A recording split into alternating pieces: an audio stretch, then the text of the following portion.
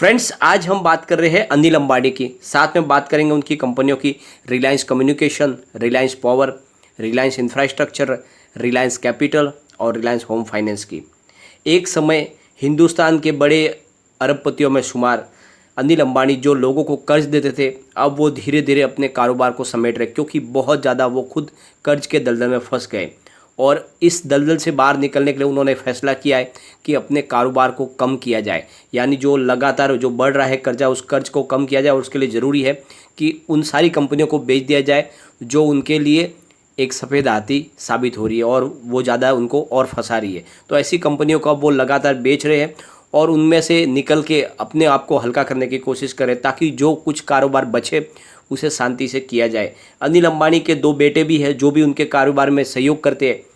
तो कौन सी कंपनियों में उनका सहयोग है और कैसा अनिल अंबानी का फिलहाल कारोबार है और कौन सी कंपनियों से वो निकलने वाले हैं, अनिल अंबानी कौन सी कंपनी आगे चला सकते हैं, वो सारी की सारी जानकारी हम इस वीडियो के माध्यम से डिस्कस करेंगे। और क्या इन कंपनियों का भविष्य हो सकता है, और जिन लोगों ने अनिल अंबानी ग्रुप में इन्वेस्टमेंट किया था उनको बहुत ही ज़्यादा लॉस हो रहा है। सारी कंपनियों के शेयर की प्राइस धराशायी हो चुकी है। ऐसे में लोगों को समझ में नहीं आ रहा है क्या इन कंपनियों में बने रहना चाहिए या फिर इनमें से एग्जिट हो जाना चाहिए, क्या आगे स्ट्रेटेजी अपना सकते हैं। तो सारी जानकारी इस वीडियो के माध्यम से हम डिस्कस करने की कोशिश करेंगे। लेकिन फ्रेंड, उससे पहले अगर आप पहली बार हमारे चैनल पर आए तो चैनल को सब्सक्राइब कर दीजिए, एक बेल आइकन दबा दीजिए ताकि जब भी नया वीडियो बने पहला नोटिफिकेशन आपको मिले। वीडियो पसंद आए तो लाइक शेयर जरूर कीजिए। चलो फ्रेंड, वीडियो स्टार्ट करते हैं। मैं हूँ आपका दोस्त एसबी दवे और हमारे अपने चैनल ऑनलाइन कमाई में आपका बहुत बहुत स्वागत है। अनिल अंबानी ने कहा है कि वो अपने कारोबार को बदलने जा रहे हैं, यानी रिलायंस कैपिटल के जो कारोबार, जो कर्ज देने के उनका जो बिजनेस था उसमें से अब वो बाहर निकल रहे हैं, उस कारोबार को वो बंद कर रहे हैं। कुछ साल से रिलायंस ग्रुप के मुखिया अनिल अंबानी कर्ज के बोझ के तले दबे हैं और इस कर्ज को कम करने के लिए अनिल अंबानी की ओर से कई कोशिशें की जा रही है। बीते कुछ साल से अनिल अंबानी की कई संपत्तियां या तो बिक चुकी है या फिर बिक्री की प्रक्रिया से गुजर रही है। इन्हीं में से दो कंपनियां हैं, रिलायंस कमर्शियल फाइनेंस और Reliance home finance. Reliance capital के अधीन ये दोनों कंपनियां कर्ज देती थी, लेकिन हालात कुछ ऐसे बने कि इन दोनों कंपनियों को कर्ज देने के कारोबार को अब समेटना पड़ा है। और साल 2019 में अनिल अंबानी ने अपनी आम बैठक में शेयर धारकों को इसकी जानकारी दी थी। उन्होंने कहा था कि कारोबार में बदलाव के हिस्से के रूप में रिलायंस कैपिटल ने कर्ज देने के कारोबार से बाहर निकलने का फैसला किया है। तब इन दोनों कंपनियों की कुल संपत्ति 25,000 करोड़ की थी। इस दौरान अनिल अंबानी ने आरोप लगाया कि निहित स्वार्थों के लिए अफवाह फैला के अंधाधुंध बिकवाली शेयरों में की जा रही है, जिससे हमारे कारोबार को प्रभावित किया जा रहा है। आपको बता दें कि बीएसई इंडेक्स में रिलायंस कमर्शियल फाइनेंस का ट्रेड ऑलरेडी सस्पेंड हो चुका है, जबकि रिलायंस होम फाइनेंस का कारोबार चालू है और उसकी शेयर की प्राइस भी काफ़ी नीचे आ चुकी है। रिलायंस होम फाइनेंस का शेयर काफ़ी नीचे है, फिलहाल ये 2.40 की प्राइस के ऊपर ट्रेड कर रहा है। वही मार्केट कैपिटल की बात करें तो 116 करोड़ के स्तर पे मार्केट कैप है। रिलायंस कैपिटल की बात करें तो 0.70% की बढ़त के साथ में ये 10 रुपये के आसपास कारोबार कर रहा है और इसका मार्केट कैप 253 करोड़ का है रिलायंस कैपिटल का। आपको बता दें कि अनिल अंबानी कर्ज को कम करने में जुटे हैं। इसी के तहत अनिल अंबानी का कंपनी रिलायंस होम फाइनेंस की संपत्ति की बिक्री की नौबत आ गई है। बीते साल रिलायंस होम फाइनेंस के लिए 5 कंपनियों ने बोली जमा की थी और इसमें से asset reconstruction company India limited यानी ARCIL और दूसरी है Autham investment and infra limited जैसी दिग्गज कंपनियां भी शामिल है।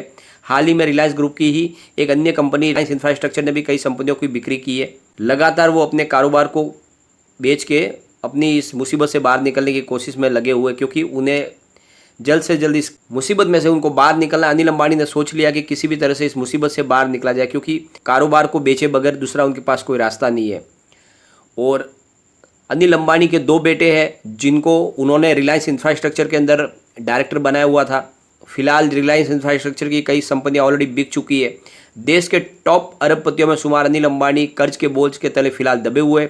हालांकि कर्ज के जाल से बाहर निकलने के लिए अनिल अंबानी का रिलायंस ग्रुप लगातार प्रयास कर रहा है। अनिल अंबानी की कई कंपनियां ऑलरेडी बिक चुकी है और बहुत सारी बिकने की कगार पे खड़ी है और इसमें से एक है रिलायंस इंफ्रास्ट्रक्चर। रिलायंस इंफ्रास्ट्रक्चर वो कंपनी है जिसमें अनिल अंबानी के अपने दोनों बेटों की एंट्री उन्होंने की है। आपको बता दें कि साल 2019 में अनिल अंबानी के बेटे अनमोल और अंशुल को कंपनी के निदेशक के रूप में नियुक्त करने की घोषणा की थी। तब से रिलायंस इंफ्रास्ट्रक्चर ने बताया कि दोनों की नियुक्ति 9 अक्टूबर 2019 से प्रभावी है और दोनों अतिरिक्त निदेशक के रूप में आगामी वार्षिक बैठक AGM की बैठक तक उसमें बने रहेंगे, यानी फिलहाल दोनों उसमें निदेशक की पोस्ट के ऊपर है। अनिल अंबानी के बड़े बेटे अनमोल के पास वारविक बिजनेस स्कूल से मैनेजमेंट की डिग्री है, वही रिलायंस कैपिटल में कार्यकारी निदेशक भी है, वही न्यूयॉर्क विश्वविद्यालय के स्टर्न स्कूल ऑफ बिजनेस से बिजनेस मैनेजमेंट का कोर्स उन्होंने किया हुआ है। डिग्री हासिल करने के बाद अंशुल अंबानी रिलायंस समूह में शामिल हुए। आपको बता दें कि बीते कुछ महीनों में रिलायंस इंफ्रास्ट्रक्चर की कई कंपनियां ऑलरेडी बिक चुकी है। बीते जनवरी में ही उन्होंने रिलायंस इंफ्रास्ट्रक्चर ने पार्वती कोल डैम ट्रांसमिशन कंपनी लिमिटेड यानी PKTCL में अपनी पूरी 74% की हिस्सेदारी को बेच दिया है और इससे उन्हें 900 करोड़ रुपीज़ प्राप्त हुए। और रिलायंस इंफ्रास्ट्रक्चर ने Delhi Agra DA toll road cube highway infrastructure को भी 3600 करोड़ में बेचने की प्रक्रिया को पूरी कर लिया। इसके अलावा रिलायंस इंफ्रास्ट्रक्चर ने मुंबई स्थित रिलायंस सेंटर को बेचने का ऐलान किया है और इसे रिलायंस ने प्राइवेट सेक्टर के यस बैंक को 1200 करोड़ में बेचा है। यानी ऑलरेडी कर्जा था यस बैंक का उनके ऊपर, तो उस कर्ज को कम करने के लिए उन्होंने रिलायंस इंफ्रास्ट्रक्चर ने रिलायंस सेंटर को यस बैंक को दे दिया है।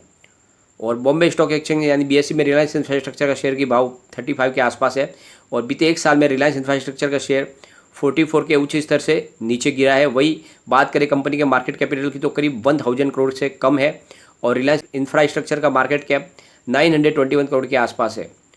तो फिलहाल जो है अनिल अंबानी को कोई रास्ता दिख नहीं रहा है और उनको कंपनी बेचे बगैर कोई दूसरा कोई सहारा भी नहीं है। जैसे कि आपको पता ही है रिलायंस कम्युनिकेशन ऑलरेडी पूरी तरह से डूब चुकी है। NCLT में उनका फैसला भी हो चुका है। ऑलरेडी उसका टावर बिजनेस है वो रिलायंस जियो ने ले लिया है और फिलहाल जो है उनकी रिलायंस एक पावर है जो प्रॉफिट मेकिंग कंपनी है। 2 क्वार्टर में उन्होंने प्रॉफिट दिखाया है, हो सकता है इस बार भी प्रॉफिट दिखाए। तो एक कंपनी है जिनके ऊपर फिलहाल उनका पूरा भरोसा है। दूसरा, उन्होंने रिलायंस इंफ्रास्ट्रक्चर को कर्ज मुक्त बनाने का विचार किया कि किसी भी तरह से कंपनी को बेच के उसका जो कर्ज है उसको ख़त्म किया जाए। तो आने वाले समय में उनके 2 बेटे हैं, तो इस हिसाब से अनिल अंबानी का जो प्लान दिख रहा है उससे ऐसा लग रहा है कि आने वाले समय में सिर्फ ये 2 कंपनियां ही अनिल अंबानी ग्रुप की रह सकती है, रिलायंस पावर और रिलायंस इंफ्रास्ट्रक्चर, और जिसमें दोनों बेटे हैं और एक कंपनियां संभाल सकते हैं। तो ऐसा शायद आने वाले समय में देखने को मिला और बाकी सारी कंपनियां धीरे धीरे अनिल अंबानी को बंद करनी होगी क्योंकि उनके ऊपर बहुत कर्ज है और कर्ज से निकलने का यही एकमात्र जरिया है कि कंपनियों को बेच के उस कर्ज से बाहर निकला जाए। तो यह एक तरीके से काम किया जा सकता है। तो आपको अपने हिसाब से निवेश को सेट करना है, इन कंपनियों में किस में आपको निवेश बनाए रखना है वो आपको विचार करना है, क्योंकि आने वाले समय में ज़्यादा करके दूसरी कंपनियों का भविष्य उज्जवल नहीं दिख रहा है। आर पावर में थोड़ा निवेश किया जा सकता है क्योंकि इसमें थोड़ी सी मजबूती लग रही है, अच्छी वैल्यूबल बाइंग भी हो रही है, तो हो सकता है आगे इसमें कुछ तेजी बन सके। एक बार हम कारोबार को डिस्कस कर लेते हैं। फ्राइडे के दिन आरकॉम का स्टॉक 1.65 पर ओपन हुआ, हाई बनाई 1.70 की, लो में चला गया 1.60 के और एंड में जो क्लोजिंग दी वो है 1.70 पर, करीब 3.03% अप पर क्लोजिंग आई है। रिलायंस पावर की बात कर लेते, स्टॉक ओपन हुआ 4.40 पर, हाई बनाई 4.75 की, लो में चला गया 4.30 के और एंड में जो क्लोजिंग दी वो है 4.65 पर, करीब 5.68% की तेजी, शानदार तेजी बनी थी आर पावर में। रिलायंस होम फाइनेंस की बात कर लेते हैं, स्टॉक ओपन हुआ 2.45 पर, हाई बनाई 2.50 की, लो बनाया 2.35 का और एंड में क्लोजिंग दी वो है 2.40 पर, करीब गुरुवार की ही क्लोजिंग न बढ़त न गिरावट। रिलायंस इंफ्रास्ट्रक्चर की बात कर लेते हैं, स्टॉक ओपन हुआ 34.90 पर, हाई बनाई 36 की, लो में चला गया 34.40 के और एंड में क्लोजिंग दी वो है 34.70, यानी गुरुवार की ही क्लोजिंग पर क्लोजिंग आई है। रिलायंस कैपिटल की बात कर लेते हैं, स्टॉक ओपन हुआ 10.05 पर, हाई बनाई 10.35 की और लो में चला गया 9.95 के और एंड में क्लोजिंग दी वो 10 पर, 0.50% अप पर क्लोजिंग दी है। तो सारे ही की सारे शेयरों में तेज़ी थी, यानी गिरावट कहीं पे भी नहीं थी, लेकिन फिर भी इनका भविष्य फिलहाल बहुत ही ज़्यादा उज्जवल नहीं दिख रहा है और यहाँ पर निवेश बनता नहीं है। इनमें निवेश आपको नहीं करना चाहिए और अगर आप करना भी चाहो तो एक ही इनमें से मुझे स्टॉक दिखता है जिसका कुछ भविष्य थोड़ा सा धुंधला सा दिख रहा है, वो है रिलायंस पावर, क्योंकि पिछले 2 क्वार्टर में उन्होंने प्रॉफिट दिखाया और इस बार भी लगता है प्रॉफिट दिखाएगा और उनके पास एक बड़ा प्रोजेक्ट भी हाथ लगा हुआ है बांग्लादेश में।